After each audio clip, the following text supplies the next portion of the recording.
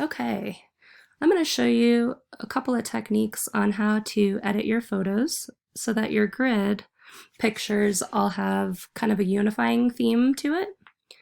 So there's a couple things that you can do. First, you want to go ahead and go to your crop tool to crop your image into a square. So go to your crop tool and click on the drop-down menu that says 1:1 square. And you can kind of figure out what area you want to feature. You can move that around. That one looks good. So I'm going to click OK. So now you have a square, and a couple things you can do in regards to changing the color of the photo. So one thing you can do, you can go to Image Adjustments, Hue Saturation, and you can kind of bring the hue up to kind of give it a greenish hue, or you can slide it down and give it more of a red hue. So you can toggle that, see what happens with it. You can play around with that. You can also adjust the saturation. How saturated do you want those colors? So in combination, you can do a lot with those. Watch what happens if you slide that saturation down. It gets less intense. That's one way you can edit. So I'll just click cancel. Another thing you can do is go to Image, Adjustments, and then Color Balance. And you can adjust the color balance of each photo individually. So maybe you want more blues. Let's see what happens when you add more of a yellow. It's kind of similar. It's similar to what the hue and saturation does. It's just a different way of going about it. In different directions you can take it. Different things will happen in regards to the colors. So we can click cancel. So one more thing you can do, you may not have the palette on the right. So if you go to Window, Adjustments, and then you'll see that palette. I'm going to click on this one. It looks kind of like it's the gradient. So if you click the gradient map, right now it just did an adjustment and turned it into black and white. So it's not what I want. I'm going to click the drop down, and the little gear right there will give you access to more color harmonies and the toning of the images. So if you click on color harmonies, just click OK. So that looks pretty intense, very neon over the top. So you can kind of play around with it and see. I really think the photographic toning is a great one to use. So those different options are all available to you. Let's say I want everything to have kind of like a blue tone, and I like that. So maybe I don't want that to be quite intense. So again, you can go to your opacity levels and adjust those. That's always a good option. It lowers the strength of it, and it's a little less intense.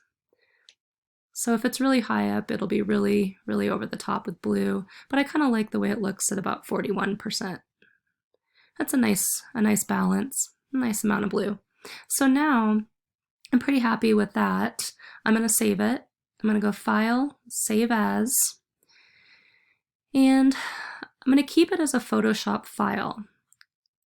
And I'm going to call it Square Demo 1, but you can, call it Square 1 if you want. And then you click OK. So now I have my first square, and you're going to eventually place it in this InDesign document. So I'm going to go ahead and minimize that, and then I'm going to go to the InDesign document I shared with you. So this is the grid that's ready in this program InDesign. So all you need to do is click on each square. I'm going to double click it. Well, let's ungroup this. So you might need to do an ungroup if they're all grouped together. So if you select one of the squares and it's just selecting one, then it'll allow you to insert one picture. So I'm going to go ahead and place my photo in that square picture frame. So File, and then you can do Place, or Place Linked is probably what you see. I'm going to find the image that I saved. So you might have saved it on your desktop. You can look to see where that photo grid 1 is. And then I'm going to find where I saved that first one, and I'm going to place it. Right now, it's not showing everything from the picture. It's like zoomed in. So I'm going to go to Object, Fitting, and then Fit Content to Frame, I believe. But I think Fit Content to Frame is the best one. Yeah. And then it's going to make sure it fits the picture in the square box. So you're going to do that for each one once you've already edited your photos. What's really cool about InDesign is it's linking it to your original file. Let's say you change your mind. You have all your images at once set up. Maybe I don't like the blue tone anymore, so I can switch it. So if I go back to Photoshop, and let's say I go back and I change my mind and I want to delete that layer, and I change it to something else within the gradient. Let's say I want it to be all pink, and I say okay. I save that, so just click Save, and then if I hop back over to InDesign, what's behind my Photoshop, well, it's taking forever to save. Almost. So once it gets to 100%, it should show up. Okay, so now go back to InDesign. I'm in InDesign now. There should be a little yellow exclamation mark. It's basically saying something changed to your linked file. And so it needs to be fixed. So if you double click it, it'll actually update it to what you did in Photoshop, which is pretty awesome. You don't have to redo anything. It just updated it to the latest one, the latest version. So that's pretty neat that InDesign does that. So I've got my picture, and on the right side, I'm going to ask you guys to create your key with those black and white images. So the images that I've given you on the worksheet, I've also shared with you in a Google file. So I'll just do the same thing, File, Place Linked, and I'm going to find those images that I saved with all the keys. So now I'm going to upload each one. That one kind of best represents, I think, the vertical lines. Some of you guys, I think, had lockers for that image, but now it's going to be like a key because I'm going to match it because it's that one that matches that one. And you're going to do that for every photo that you're doing in your grid.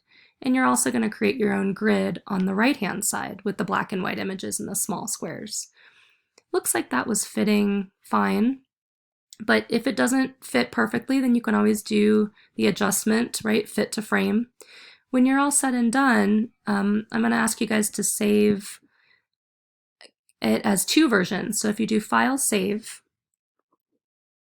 File, Save As, and I'm going to call it whatever your last name is, _grid, okay? So _grid with your last name underneath on the first.